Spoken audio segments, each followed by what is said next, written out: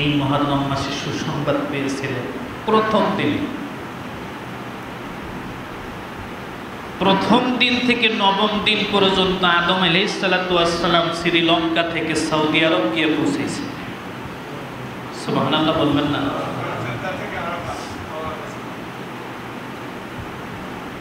জাবালের রহমত নামক একটা পাহাড় আছে আরাফাতের ময়দানে, জাবালের রহমত, এটাকে রহমতের পাহাড় বলা হয়।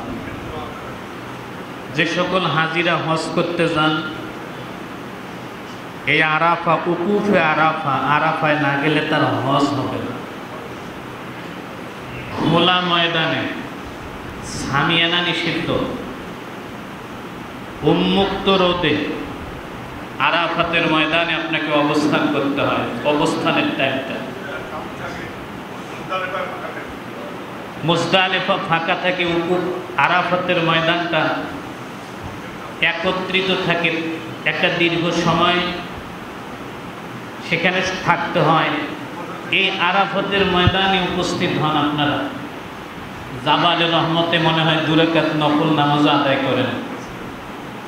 এই জাবালে রহমতের গোড়ায় হযরত আদম আলাইহিস সালাতু ওয়াস সালামের মধ্যে অস্থিরতা কাজ করে।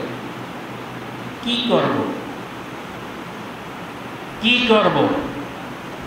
ফেরেশতা জিবরিল এসে বলেন, হুজুর আর কিছু করা লাগবে না, আপনি তো মাপ পাইছেন। উপরের দিকে তাকান, 350 বছর আগে যে রূপ নিয়ে বিবি হাওয়া জান্নাত থেকে বের হয়ে এসেছিলেন, 350 বছর পর হুবহু সেই রূপে আল্লাহ পাক বিবি হাওয়াকে সুন্দর করে গুছিয়ে বসিয়ে রেখেছিলেন। একটু জোরে জোরে বলেন না সুবহানাল্লাহ। 2 জনের সাক্ষাৎ হয় সেখানে। আল্লাহ আদম এবং হাওয়াকে ডেকে বললেন, আদম ও হাওয়া, 350 বছর পর একটা মানুষ তার স্ত্রীকে ফেরত পাওয়ার যে আনন্দ, আমি এই আনন্দটাকে কোনোদিন ভুলতে দেব না। পৃথিবী যতদিন চলবে, আদম সন্তানরা তার বাপ মায়ের মিলন মেলাটা দেখার জন্য মক্কা মদিনাতে যাওয়া আসা করবে। জোরে জোরে বলেন না আল্লাহু আকবার। হজ্জান, ওটা শুধু আল্লাহর হুকুম না, ওটার মধ্যে ইতিহাসের পুনরাবৃত্তি আছে। যেদিন একত্রিত হয়েছিল সেই দিনটা এই মুহররম মাসের 10 তারিখ। সুবহানাল্লাহ বলবেন না? সেই দিনটা কয় তারিখ? এই মুহররম মাসের 10 তারিখ।